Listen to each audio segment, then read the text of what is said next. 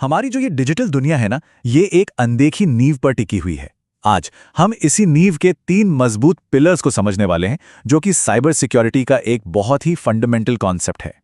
अच्छा, जब भी कोई CIA और सिक्योरिटी ये 2 शब्द एक साथ सुनता है तो दिमाग में सबसे पहले क्या आता है? शायद जेम्स बॉन्ड जैसे जासूस, सीक्रेट मिशंस, है ना? लेकिन रुकिए, यहाँ बात उन जासूसों की नहीं हो रही है। हम जिस चीज की बात कर रहे हैं वो उससे कहीं ज्यादा जरूरी है। ये वो चीज है जिस पर हमारी पूरी डिजिटल लाइफ टिकी हुई है। तो चलिए इसे थोड़ा और गहराई से समझते हैं। CIA ट्रायड ये एक फाउंडेशनल सिक्योरिटी मॉडल है और इसमें CIA का मतलब है कॉन्फिडेंशियलिटी, इंटेग्रिटी और अवेलेबिलिटी।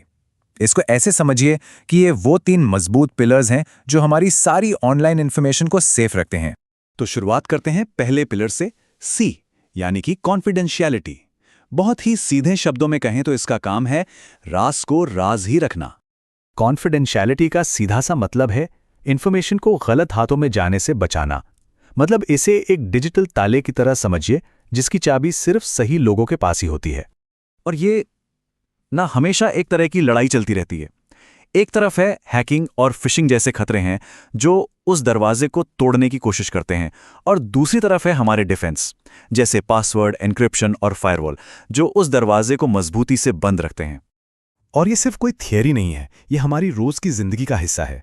सोचिए, हमारी bank account details, personal information या फिर किसी कंपनी के ट्रेड सीक्रेट्स, इन सब को ताले में रखना कितना जरूरी है। लेकिन एक सवाल है, क्या डेटा को सिर्फ सीक्रेट रखना काफी है? सोचिए, क्या होगा अगर वो डेटा ही गलत हो?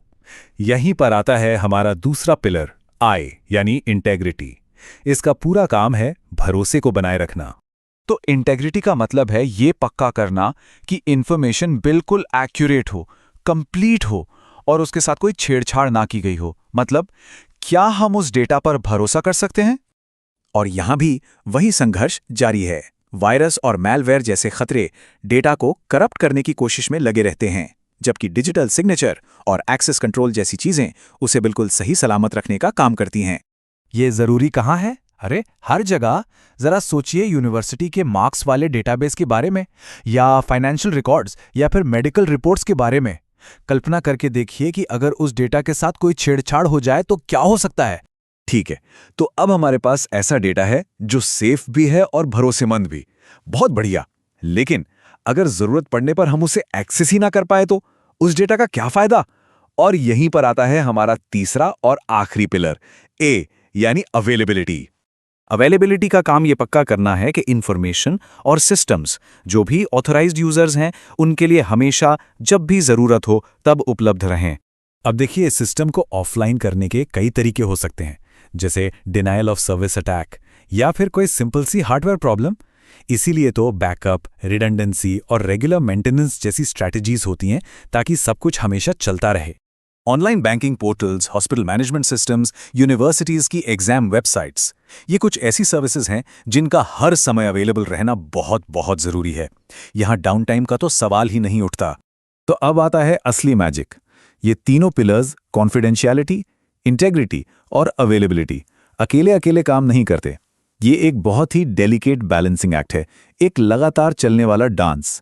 सोचिए, अगर दुनिया का सबसे सेफ खजाना किसी के पास हो लेकिन उसकी चाबी गुम हो जाए तो क्या फायदा? राज अगर उन तक पहुंच ही ना हो तो वो बेकार हैं। ये है बहुत ज्यादा कॉन्फिडेंशियलिटी लेकिन बिना अवेलेबिलिटी के।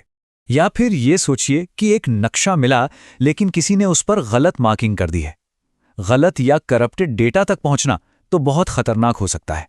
यह है अवेलेबिलिटी लेकिन बिना इंटेग्रिटी के।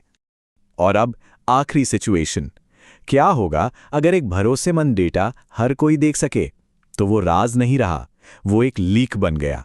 यहां इंटेग्रिटी तो है लेकिन कॉन्फिडेंशियलिटी के बिना। ऑनलाइन बैंकिंग सिस्टम इसका सबसे अच्छा एग्जाम्पल है।